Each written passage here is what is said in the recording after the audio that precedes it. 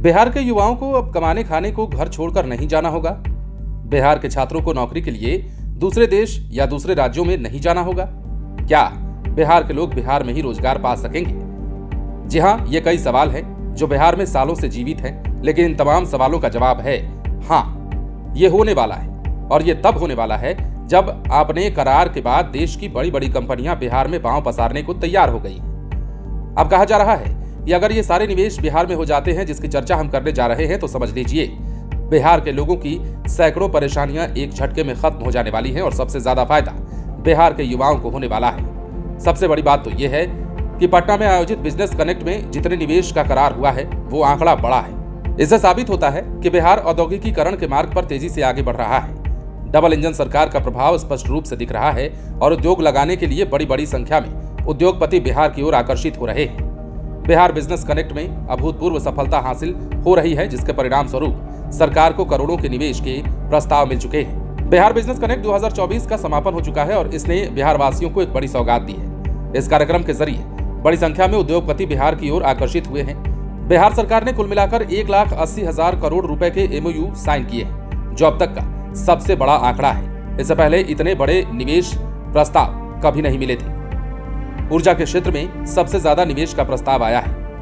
Renewable energy sector में 50% से ज्यादा निवेश की संभावना जताई जा रही है। कुल 17 यूनिट्स के लिए स्वीकृत निवेश प्रस्ताव प्राप्त हुए हैं। इस सेक्टर में सबसे बड़ा निवेश 90,734 करोड़ रुपए का है।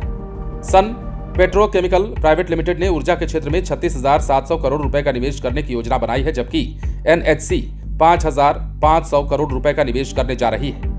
मैन्युफैक्चरिंग सेक्टर में भी उद्योगपतियों ने गहरी दिलचस्पी दिखाई है। इस सेक्टर में 57 यूनिट्स के लिए निवेश प्रस्ताव हुए हैं, जिनका कुल मूल्य 5,588 करोड़ रुपए है। इस क्षेत्र में 30.89% निवेश की संभावना है। श्री सीमेंट 800 करोड़ रुपए का निवेश करने की योजना बना रहा है। इसके अलावा बात करें तो फूड प्रोसेसिंग क्षेत्र में भी उद्योगपतियों ने काफी दिलचस्पी दिखाई है। 70 यूनिट्स के लिए निवेश प्रस्ताव हुए हैं, जिनके कुल मूल्य 13,663 करोड़ रुपए है। इस क्षेत्र से 7.55% निवेश आने की संभावना है। इसके अलावा SLMG बेवरेज 3,000 करोड़ रुपए का निवेश करने जा रहा है। आगे बात करें तो इसके अतिरिक्त अर्बन इंफ्रास्ट्रक्चर के क्षेत्र में भी 142 यूनिट्स लगाने के प्रस्ताव मिले हैं, जिनमें 5,566 करोड़ रुपए का निवेश आने की संभावना है। इस क्षेत्र से 3% निवेश की उम्मीद है। स्वास्थ्य क्षेत्र में भी निवेशक दिलचस्पी दिखा रहे हैं, जिसमें 35 यूनिट्स के लिए 3,360 करोड़ रुपए के प्रस्ताव मिले हैं। टूरिज्म सेक्टर में 13 यूनिट्स के लिए 2,988 करोड़ रुपए के निवेश प्रस्ताव मिले हैं। उद्योग विभाग की सचिव वंदना प्रेयसी ने कहा है कि हम पिछले कई महीनों से इस दिशा में कड़ी मेहनत कर रहे थे और अब इसका परिणाम सामने आया है। सोशल मीडिया पर भी बिहार बिजनेस कनेक्ट शीर्ष पर ट्रेंड कर रहा है। तो जैसा कि हमने आपको कहा, नीतीश सरकार बिहार में औद्योगिक निवेश बढ़ाने के लगातार प्रयास कर रही है। इस क्रम में पटना में 2 दिवसीय बिजनेस कनेक्ट 2024 कार्यक्रम के आयोजन में विभिन्न कंपनियों से निवेश के लिए समझौते किए गए हैं। इस समझौते के तहत प्रदेश में लगभग 423 के आसपास जो है बड़ी कंपनियां वो बिहार में अपना पैर पसारने के लिए इच्छुक नजर आती हैं। मतलब उन्हें रुचि है बिहार में निवेश करने की। अब कुल मिलाकर बात करें तो टोटल निवेश 1,80,000 करोड़ रुपए का है। जिन क्षेत्रों में निवेश के लिए समझौते हुए हैं उनमें food processing, IT, cement, Akshay ऊर्जा, प्लास्टिक, रबर और लेदर सहित 11 तरह के उद्योग लगेंगे।